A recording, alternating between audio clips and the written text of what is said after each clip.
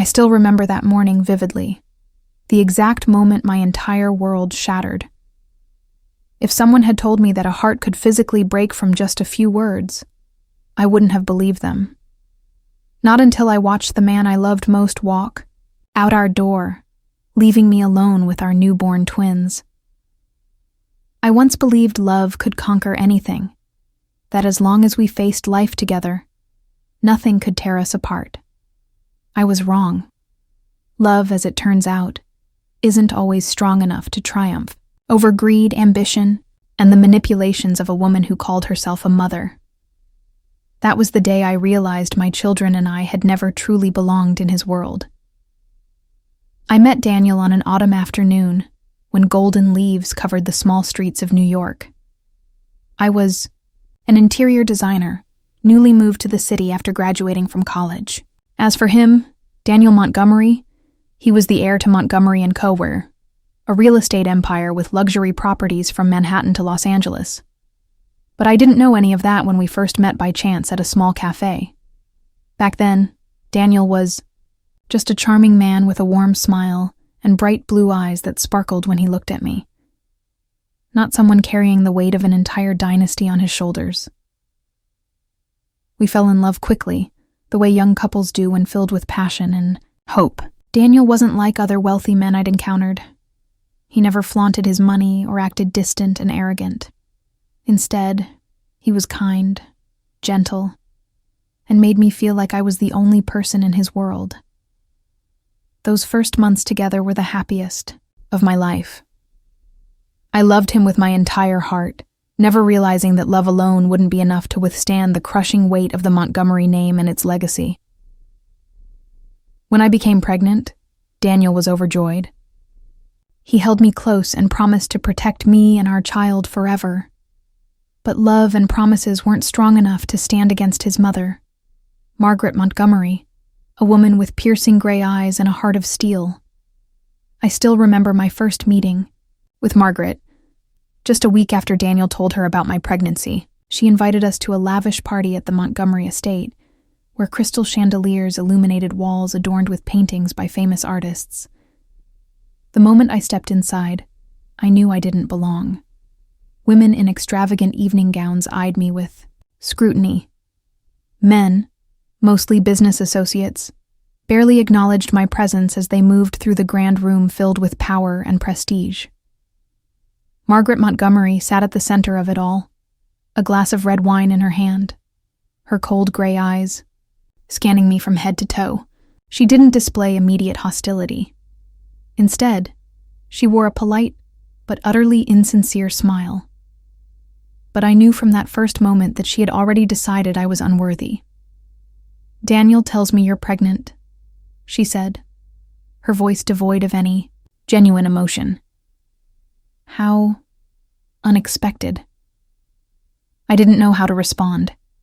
I tightened my grip on Daniel's hand, feeling the tension in his body. He forced a weak smile, trying to maintain a pleasant atmosphere, but I could see the worry in his eyes. Throughout the evening, Margaret said nothing more to me, but I knew this wasn't over. And just as I feared, a few days later, Daniel began to change. He became distant, lost in thought, frequently sleepless, and constantly receiving mysterious phone calls from his mother. When I asked, he simply reassured me that everything was fine, that I had nothing to worry about. But the uneasiness inside me grew stronger with each passing day. By the time I gave birth to our twins, I was certain something was wrong. Daniel was still there at the hospital, still smiling gently as he held our babies in his arms. But there was an invisible wall between us, a distance I couldn't cross. And then, on that fateful morning, I got my answer. Daniel stepped into our small apartment, his eyes hollow, his shoulders heavy as if carrying an entire mountain on his back. I was holding our newborns, gently rocking them. When I saw him, I smiled, believing he had come to start our new life together. But that smile quickly faded when I saw the look on his face. "We need to talk," he whispered. I placed the babies in their crib and turned to him with growing concern. "What's wrong, Daniel?"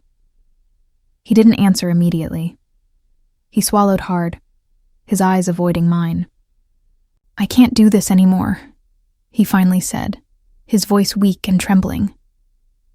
"I just can't." My heart stopped. "Can't do what?"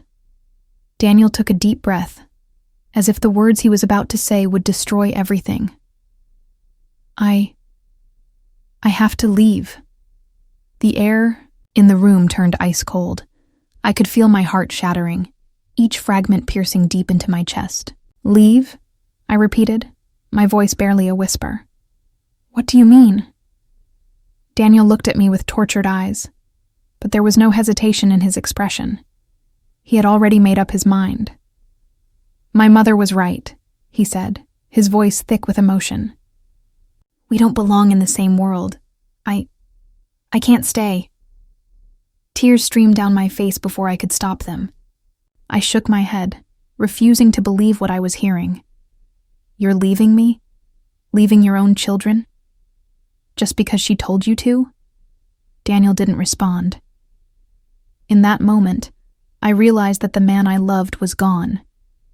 In his place stood a coward, a puppet controlled by his mother, a man willing to trade his wife and children for the security of his inheritance.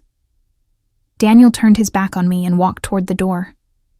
I wanted to scream, to run to him and beg him to stay, but my body was frozen in place. "I'm sorry," he said, but he didn't dare look back. The door slammed shut behind him, leaving me alone with our newborn twins and a shattered heart.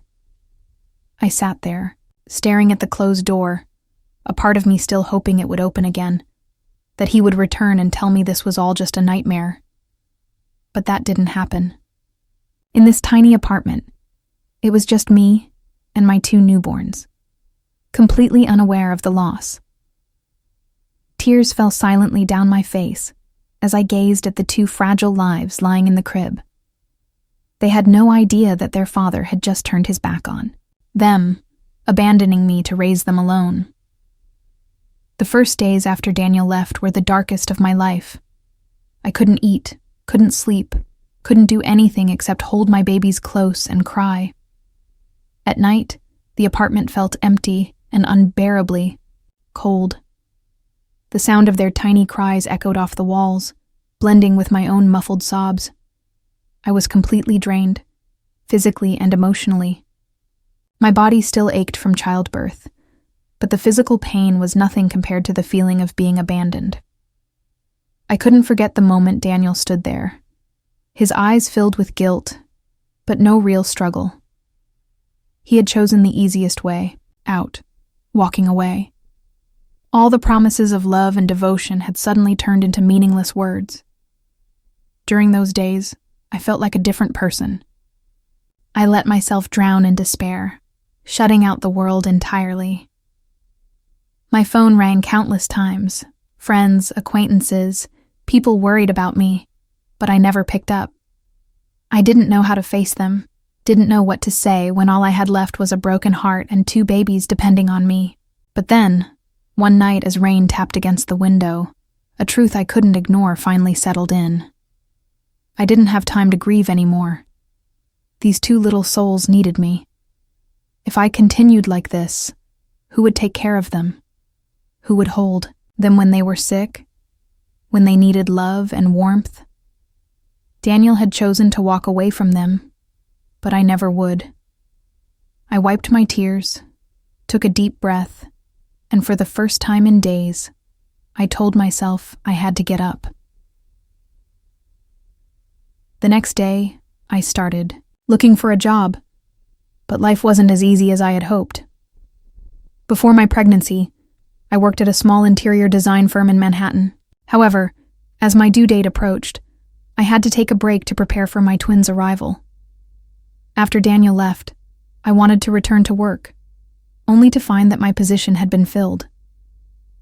No one wanted to hire a single mother who had just given birth, someone who couldn't work late hours or maintain the flexible schedule that other employees could.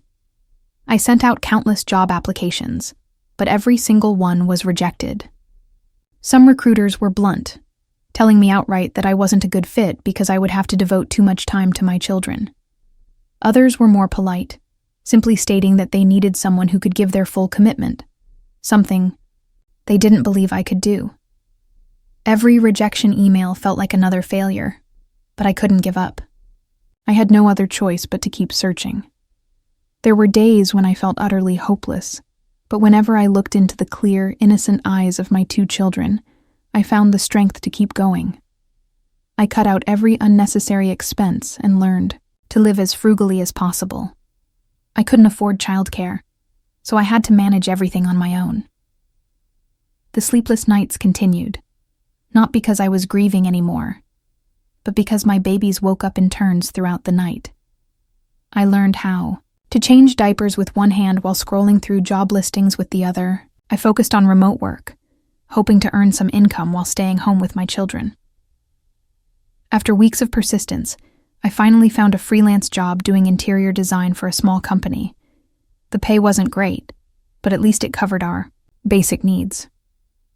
I worked late into the night after my children had fallen asleep, with nothing but the glow of my computer screen illuminating the dark room. The following months were a true battle. I was a mother, an employee, and the sole provider for my family. There were days when exhaustion weighed so heavily on me that I wanted to give up, but I couldn't. I had already lost so much. I couldn't afford to lose myself too. Gradually, I realized that my pain wasn't as sharp as before. It was still there, lingering like a wound that hadn't fully healed, but it no longer controlled me. I was no longer the weak woman crying in the corner of a room. I was a mother of 2, and I would not let life break me. I still didn't know what the future held, but at least I had started walking my own path. And this time, I wouldn't let anyone decide my fate for me. I had grown used to long, sleepless nights. When my children finally drifted into deep sleep, I would sit in front of my computer, the pale blue light casting soft shadows on my tired face. Freelance interior design work barely covered our expenses, but I knew I couldn't keep living like this. I needed something bigger, something that truly belonged to me. The idea came one late afternoon as I was folding clothes for my twins. I realized that most children's clothing on the market looked the same, nothing special. The well-designed outfits were ridiculously expensive, while the affordable ones were poorly made. I thought to myself, why not create clothes that were both beautiful and comfortable for kids? I wasn't a fashion designer, but I had always loved creating things. When I was a child, my mother taught me how to sew tiny dresses for my dolls. She was no longer around, but those skills had stayed with me, so I decided to give it a try. I borrowed an old sewing machine from my downstairs neighbor and started with simple pieces, soft newborn onesies, stretchy leggings, and little dresses for baby girls. At first, I only made them for my own children, but when I posted pictures online, a few friends asked where they could buy them. That was the moment I realized I had an opportunity. I didn't have much money to invest, but I had determination. Every spare dollar I earned went into buying fabric and supplies. I taught myself how to sew better, how to create more refined designs, and how to run an online business. It was harder than I thought. I listed my products online, but no one seemed interested. I emailed mom and baby bloggers but received no replies. Once I even got a small order, but the customer canceled at the last minute. The rejections piled up, and I started questioning if I was just wasting my time. But then one night, as I watched my babies sleep peacefully in the outfits I had made for them, I knew I couldn't give up. I had come too far to turn back. I changed my approach. I took better, more professional photos of my products, built a small website, and started a blog where I shared my journey as a single mother and how I was building my brand from nothing. I joined parenting groups on social media, sharing my experiences while subtly introducing my products. Slowly, little by little, the first orders began to come in. My very first customer was a young mother in Chicago who ordered a newborn outfit for her baby girl. When I received the payment notification, I burst into tears, not because of the money, but because it was proof that I wasn't hopeless. Then came the second order, then the third. Soon, I started receiving messages from mothers thanking me, telling me how soft and comfortable my clothes were for their babies. Some even sent pictures of their little ones wearing my designs, their tiny faces glowing with joy. I named my brand Little Blessings because that's exactly what my twins had given me. A reason to keep going. The following months were an endless battle. I worked day and night, caring for my children, sewing clothes, packing orders, and managing my website. My small apartment had turned into a mini sewing workshop, with piles of fabric stacked everywhere and spools of thread scattered across the floor. Every morning I woke up before my children to answer customer emails.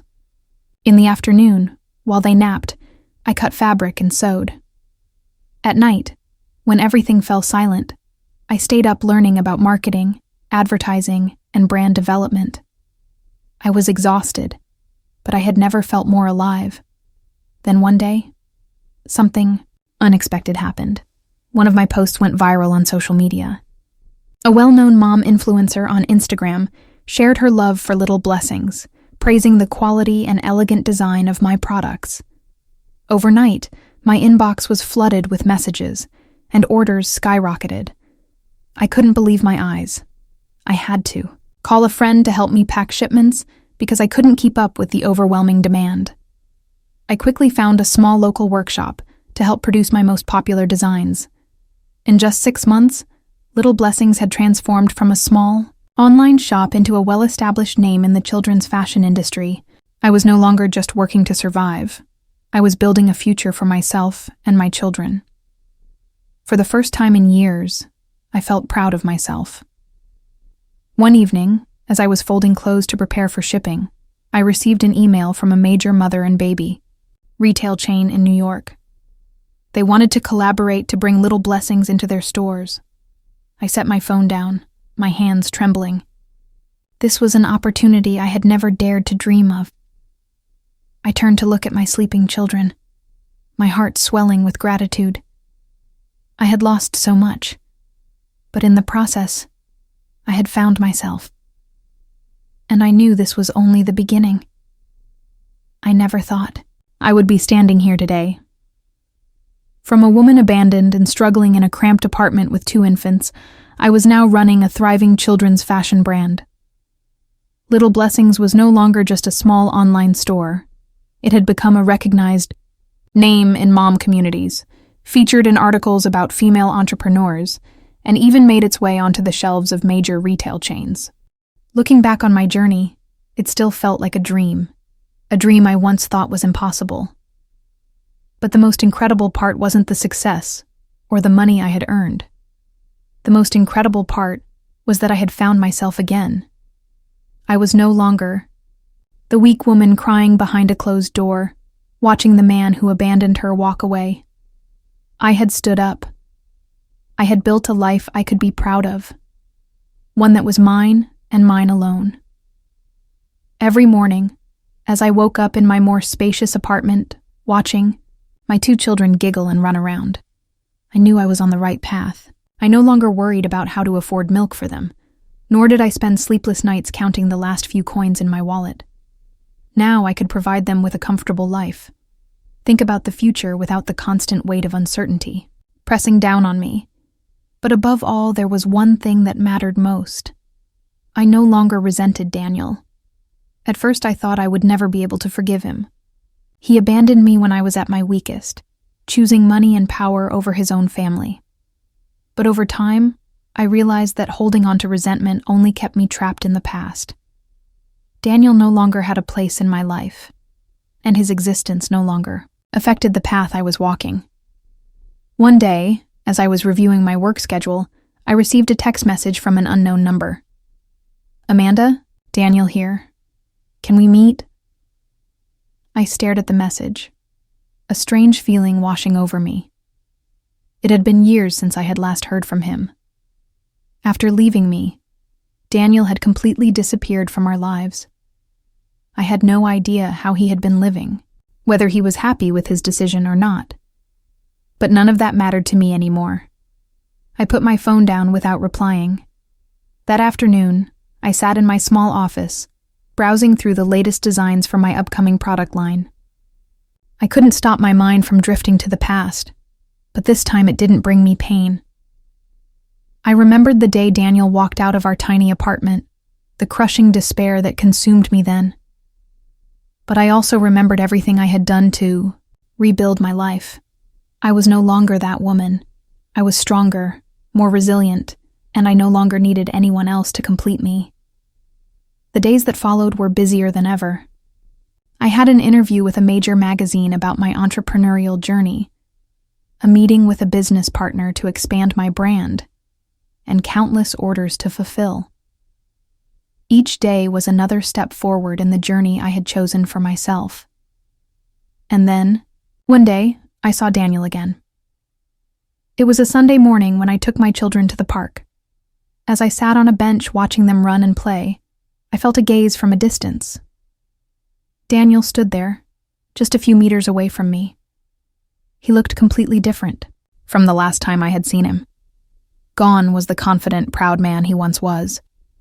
Instead, he looked exhausted, slightly older, and his eyes carried the weight of sorrow. He took a step closer, but I had no intention of standing up or showing any emotion. When he finally stopped in front of me, I simply looked up, waiting. "Wasn't sure if you'd even want to see me," Daniel said, his voice hesitant. I remained silent for a long moment before answering. "Then why are you here?" Daniel glanced at the children before turning back to me. "I saw you in the papers, saw your success, and I realized I was wrong. I wasn't surprised. I had expected this." "You realized that a little too late." Daniel gave a sad smile. "I know." He looked down, his hands clenched tightly. "I just wanted to say that I'm sorry. Not because I expect your forgiveness, or because I want to come back, but because I truly regret what I did." I gave him a small nod. "Are you done?" He hesitated, as if he hadn't expected this response from me. I looked directly at him, without anger, without sadness. "Daniel, I've come a long way to be where I am today, and none of that has anything to do with you anymore." I didn't say anything else. I simply stood up and walked toward my children, leaving Daniel standing there alone. I didn't look back, nor did I care whether he was still watching. For the first time in years, I felt light. Daniel had once been a part of my story, but he was no longer the main character. I was. And I knew that I had won. Not against him, but against the pain of my past. I walked forward, holding my children's hands, looking ahead. No looking back. No regrets. Daniel sat alone in the vast Montgomery estate, the silence almost deafening. Since leaving me and our children, he had gained everything his mother had promised him: a secure career, an immense fortune, prestige, and a place among the elite. And yet, none of it had filled the emptiness inside him. Lavish parties, high profile, business meetings, and luxury vacations all passed by meaninglessly. When the spotlight faded, when the praises quieted down, Daniel was left alone in the suffocating silence. No one truly cared about him. No one loved him unconditionally the way I once did. And then one day, everything changed. Daniel was sitting in his office when the sound of my voice echoed from the large TV screen mounted on the wall. He flinched, his head snapping up. On the screen, I was being interviewed on a morning talk show, sitting across from a well-known host. "Your story is truly an inspiration to so many women out there," the host said with a warm smile. "From being a single mother abandoned by her husband to now building a successful children's fashion brand. Can you share a little about your journey?" Smiled softly, my gaze calm and full of confidence, a version of me Daniel had never seen before. "At first, I didn't think I could do it," I said, "but I realized that if I didn't stand up for myself, no one else would. I had 2 children who needed me, and I couldn't let the past hold me back forever. On the screen, images of me and my children appeared. We were playing in a park, laughing, dressed in outfits I had designed myself. The host continued, "Your brand, Little Blessings, has made a huge impact in the children's fashion industry. What has been the most important lesson for you in this journey?" I smiled again. The most important thing was learning to believe in myself. I am no longer the woman I used to be. No longer afraid. No longer dependent on anyone. I built my happiness on my own. Daniel felt his chest tighten. His eyes remained glued to the screen, as if he couldn't believe what he was seeing. I had completely transformed. I wasn't just surviving, I was thriving. The final image before the segment ended showed me holding my 2 children, all 3 of us smiling radiantly. Daniel turned off the TV, but the images didn't leave his mind. He suddenly realized he had been wrong, so devastatingly, irreversibly wrong. For years, he had tried to convince himself that he had made the right choice, that leaving me was the best decision. But now, seeing me happy and strong without him, he finally understood that he had lost the most precious thing in his life. He couldn't bear the thought that I had truly moved on without him. Without hesitation, Daniel grabbed his car keys and rushed out of the estate. He had no idea what he would say, no idea if I would even want to see him. But he couldn't continue living with this regret any longer. By the time Daniel arrived at my apartment, the sky had darkened. Everything was different from the day he left. Back then, I lived in a small, cramped apartment, but now I had moved into a spacious, elegant home, modern yet warm. Daniel stood at the door, his heart pounding. He wasn't sure how I would react, but he knew he had to try. He rang the doorbell. A few seconds later, the door opened. I stood there, still me, yet no longer the same. I was stronger, more confident, and my eyes no longer carried any trace of sorrow when I looked at him. Daniel opened his mouth but didn't know what to say. I crossed my arms, my voice calm. "What are you doing here?" Daniel swallowed hard. I saw you on TV. I remained silent, waiting. He exhaled, trying to steady himself. "I was wrong, Amanda. I was wrong from the beginning. I should never have left you. I let my mother control my life, and I lost everything." I tilted my head slightly, my expression unreadable. "And now you realize that?" Daniel nodded, his eyes filled with regret.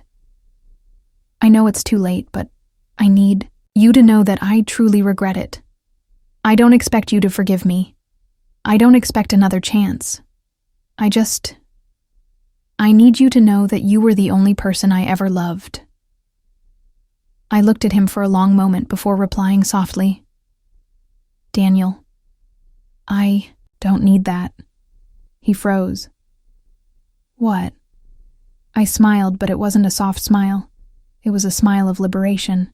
"I don't need to know whether you loved me or not. I've moved on. I've built a life that I'm proud of, and you are no longer a part of it." Daniel stood frozen, as if he had finally come to terms with the truth. I continued, "You chose your path. A long time ago, and so did I. Now I'm happy, and I don't need a painful past coming back to disrupt my life." Daniel lowered his head, his eyes filled with sorrow. He knew he couldn't change the past. I took a deep breath and spoke softly. "Take care of yourself, Daniel." Then I closed the door. Daniel stood there for a long moment, staring at the closed door in front of him. A light breeze passed by, carrying a deep sense of loss with it. He had everything then, and lost it all. And this time, he knew there was No getting it back. Daniel remained standing outside, motionless before the door that had just shut in his face. A part of him wanted to knock again, to beg for a chance. But deep down, he knew it was pointless. I was no longer the woman I once was, the woman who had pleaded through tears for him to stay. I had moved on. I had built a life without him, and Daniel was finally forced to face the reality that he had lost everything.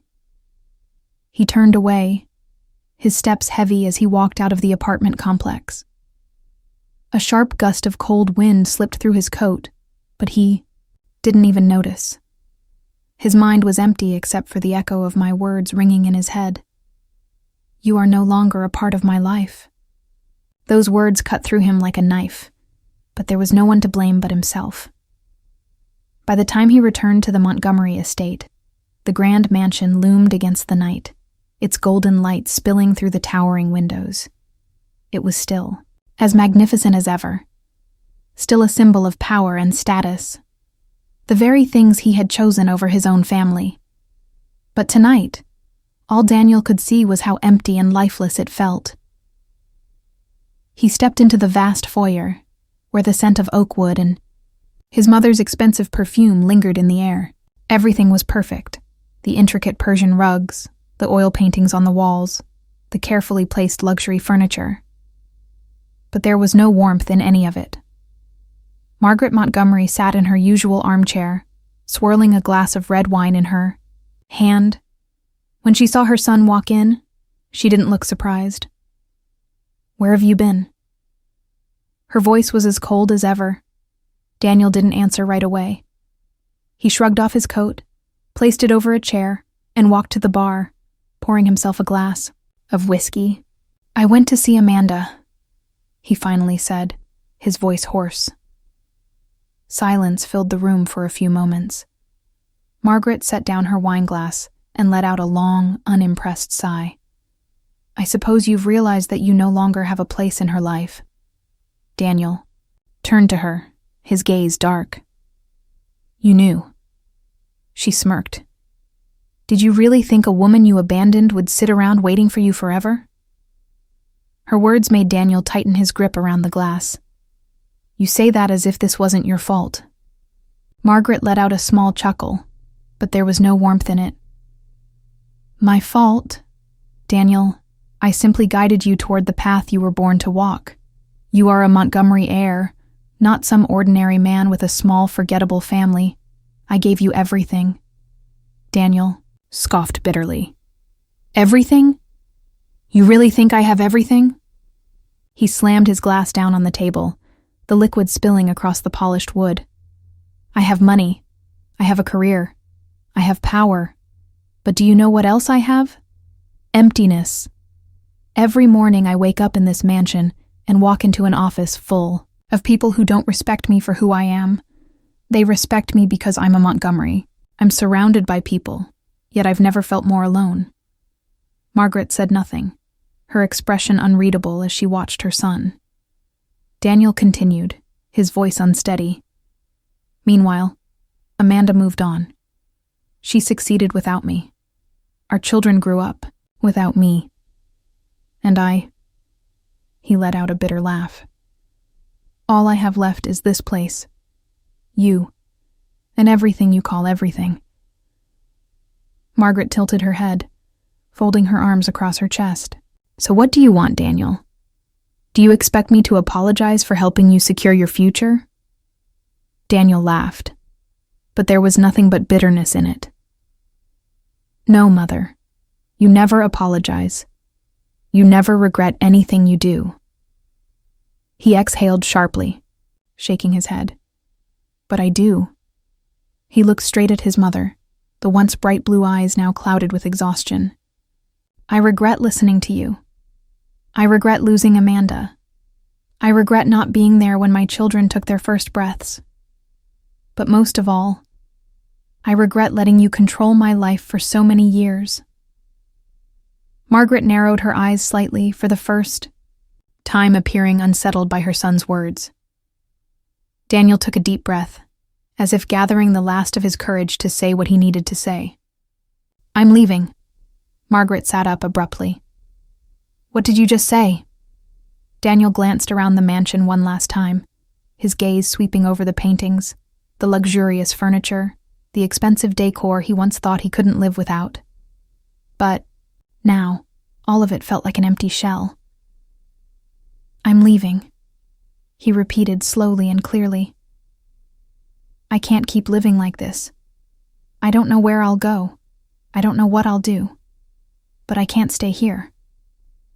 Margaret stood up, her usual composed tone cracking. "You're acting like a fool, Daniel. Do you really think you can walk away from everything?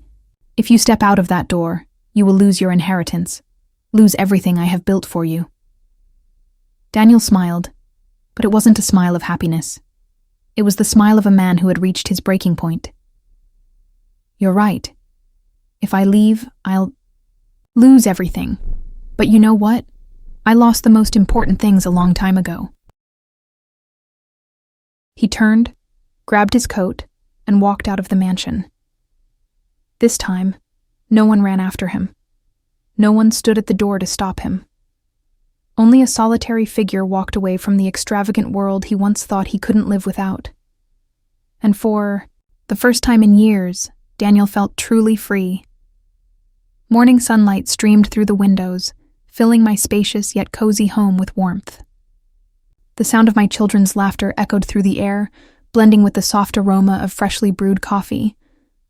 I sat at my desk, fingers gliding over the keyboard, reviewing the latest contracts for Little Blessings, the brand I had built, from nothing. I had come a long way to be here today. From a struggling single mother abandoned at her weakest, I had become a successful entrepreneur featured in business magazines celebrating women in startups. Little Blessings was no longer just a small online store selling baby clothes. It had grown into a nationally recognized brand, with its products displayed in major retail chains across the U.S. I had even opened 2 flagship stores in New York and Los Angeles, where young mothers came to find beautifully designed clothing for their children. Every day I was busier than ever, yet I never felt tired. Everything I had today was built by my own hands. No one handed it to me. I didn't rely on anyone. And most importantly, I no longer needed Daniel's validation. The day he walked away from the Montgomery estate, leaving behind the luxury he had once fought so hard to protect, I didn't even know it. It wasn't until much later that I heard he had given up his inheritance, cut ties with his mother, and started over from nothing. But that no longer mattered to me. I no longer thought of him with resentment, nor did I care about what he was doing or how he felt. He was a part of my past, but that past no longer held any power over me. That afternoon, I took my children to the park. They ran across the lush green grass, their laughter filling the air. I sat on a bench, sipping my coffee, savoring the peace I had fought so hard to achieve. A woman sat down beside me, offering a warm smile. "You're Amanda, aren't you?" she asked, her eyes lighting up with excitement. "The founder of Little Blessings?" I nodded, smiling back. "Oh my God, I'm such a huge fan of yours," she exclaimed. "I've been following your journey for so long. Your story is truly inspiring. You've done what so many women dream of, rising from pain, rebuilding your life, and achieving incredible success." Her words took me by surprise, but a warmth spread through my heart. "I just did what I had to do," I replied. "I refused to let my circumstances define my future." The woman nodded, smiling. "Thank you for sharing your story. You've given strength to so many people." I watched as she walked away, my heart full of emotion. I had never thought my story could inspire others. But now I realized that what I had built wasn't just about providing for my children or making a living. I had become a symbol of resilience. A woman who refused to be defined by her past. That evening, I sat on the living room couch, my 2 children curled up in my arms. I told them a bedtime story, not one about princes or princesses, but about a woman who stood up, overcame hardships, and created her own happiness.